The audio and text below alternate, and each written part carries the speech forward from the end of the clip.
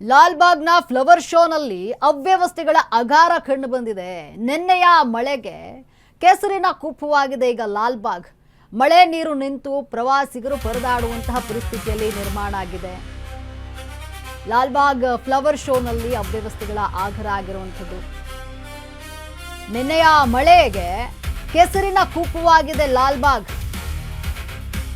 ಮಳೆ ನೀರು ನಿಂತು ಪ್ರವಾಸಿಗರು ಪರದಾಡುವಂತಹ ಪರಿಸ್ಥಿತಿಯಲ್ಲಿ ನಿರ್ಮಾಣ ಆಗಿದೆ. ಫ್ಲವರ್ ಶೋಗೆ ತೆರಳೋ ದಾರಿಯಲ್ಲಿ ಕೆಸರು ಹೊಂಡ ಬಿದ್ದಿರುವಂಥದ್ದು, ಅಂದ್ರೆ ಗುಂಡಿ ಬಿದ್ದಿದೆ, ಅಲ್ಲಿ ಕೆಸರು ಇರುವಂಥದ್ದು. ಕೆಸರಲ್ಲೇ ಓಡಾಡಿದಂತಹ ವಯೋವೃದ್ಧರು, ಮಕ್ಕಳು ಫ್ಲವರ್ ಶೋ ನೋಡಕ್ ಬಂದಂಥವ್ರು ಕೆಸರಿನಲ್ಲೇ ಓಡಾಡಿದ್ದಾರೆ. ಇನ್ನು ಪ್ರವಾಸಿಗರಿಗೆ ಇರಬೇಕಿದ್ದ ಮೂಲ ಸೌಕರ್ಯ ಮಂಗಮಾಯ ಆಗಿದೆ. ದುಬಾರಿ ಪ್ರವೇಶ ಶುಲ್ಕ ಇದೆ, ಆದರೆ ಸೌಲಭ್ಯ ಮಾತ್ರ ಶೂನ್ಯ. ಇಲ್ಲಿ ಫ್ಲವರ್ ಶೋಗೆ ಪೂರ್ವ ಸಿದ್ಧತೆ ಕೊರತೆ ಆರೋಪ ಕೇಳಿಬಂದಿದೆ. ಲಾಲ್ಬಾಗ್ ಅವ್ಯವಸ್ಥೆಯ ವಿರುದ್ಧ ಸಾರ್ವಜನಿಕರು ಆಕ್ರೋಶವನ್ನು ವ್ಯಕ್ತಪಡಿಸಿದ್ದಾರೆ.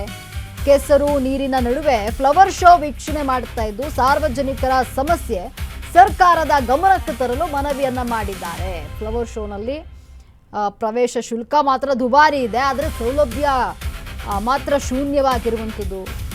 ಯಾವುದೇ ಪೂರ್ವ ಸಿದ್ಧತೆ ಇಲ್ಲದೆ ಫ್ಲವರ್ ಶೋ ಆಯೋಜನೆ ಮಾಡಿದ್ದಾರೆ ಅಂತ ಆರೋಪ ಮಾಡ್ತಿದ್ದಾರೆ ಸಾರ್ವಜನಿಕರು. ಲಾಲ್ಬಾಗ್ ಅವ್ಯವಸ್ಥೆಯ ವಿರುದ್ಧ ಸಾರ್ವಜನಿಕರು ಆಕ್ರೋಶ ವ್ಯಕ್ತಪಡಿಸಿದ್ದು ಕೆಸರು ನೀರಿನ ನಡುವೆ ಫ್ಲವರ್ ಶೋ ವೀಕ್ಷಣೆ ಮಾಡಿದ್ದಾರೆ. ಸಾರ್ವಜನಿಕರ ಸಮಸ್ಯೆ ಸರ್ಕಾರದ ಗಮನಕ್ಕೆ ತರಲು ಮನವಿಯನ್ನ ಮಾಡಿದ್ದಾರೆ. ನೀವು ಗಮನಿಸ್ತಾ ಇರಬಹುದು ಯಾವ ಮಟ್ಟಿಗೆ ಕೆಸರುಮಯ ಆಗಿದೆ ಅಂತ. ಅಂದ್ರೆ ನಿನ್ನೆ ಸುರಿದಂತಹ ಮಳೆಗೆ ಫ್ಲವರ್ ಶೋನಲ್ಲಿ ಅಂದ್ರೆ ನೋಡಿ ನೀರು ಯಾವ ಮಟ್ಟಿಗೆ ತುಂಬಿಕೊಂಡಿದೆ, ಕೆಸರಿರುವಂಥದ್ದು. ಇದರ ನಡುವೆಯೇ ಫ್ಲವರ್ ಶೋ ನೋಡ್ತಾ ಇರುವಂಥದ್ದು ಸಾರ್ವಜನಿಕರು. ತೊಂದರೆ ಆಗ್ತದೆ, ಅಂದರೆ ಮಳೆ ಬರುತ್ತೆ ಅಂತ ಗೊತ್ತು, ಯಾವುದೇ ರೀತಿಯ ಪೂರ್ವ ಸಿದ್ಧತೆಯನ್ನು ಮಾಡಿಕೊಂಡಿಲ್ಲ.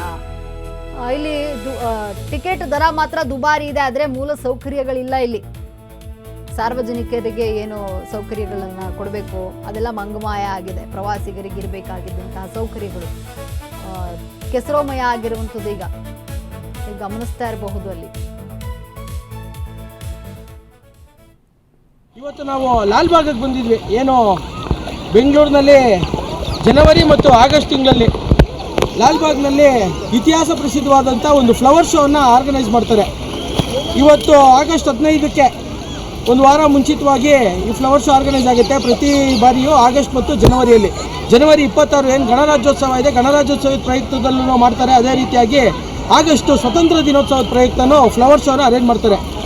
ಇವತ್ತು ನೋಡ್ಬೋದು ಲಾಲ್ಬಾಗ್ನ ಅವ್ಯವಸ್ಥೆ ಯಾವ ರೀತಿ ಇದೆ ಅಂತ. ಇದು ಕೊಳ ಅಲ್ಲ, ಜನ ಓಡಾಡೋದಕ್ಕೆ ಮಾಡಿರುವಂಥ ದಾರಿ.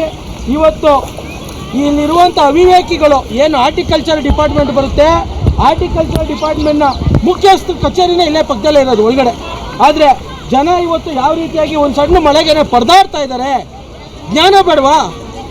ಏನು ಅಧಿಕಾರಿಗಳು ಬರೀ ಫ್ಲವರ್ ಶೋ ಮಾಡೋದ್ರಲ್ಲಿ ಮಾತ್ರ ಇದ್ದಾರಾ, ಅಥವಾ ಬರುವಂಥ ಜನಕ್ಕೆ ಓಡಾಡೋದಕ್ಕೆ ವ್ಯವಸ್ಥೆ ಮಾಡಿಕೊಡ್ಬೇಕು ಅಂತ ಒಂದು ಕಿಂಚಿತ್ತು ಪರಿಜ್ಞಾನ ಇಲ್ವಾ? 100 ರೂಪಾಯಿ ಚಾರ್ಜು. ಶನಿವಾರ ಭಾನುವಾರ 100 ರೂಪಾಯಿ ಚಾರ್ಜ್ ಮಾಡ್ತಾರೆ. ವೀಕ್ ಡೇಸಲ್ಲಿ ಬಂದರೆ 80 ರೂಪಾಯಿ ಚಾರ್ಜ್ ಮಾಡ್ತಾರೆ. ಮಕ್ಕಳಿಗೆ 30 ರೂಪಾಯಿ ಚಾರ್ಜ್ ಮಾಡ್ತಾ ಇರುವಂಥದ್ದು ಏನು ಫ್ಲವರ್ ಶೋಗೆ.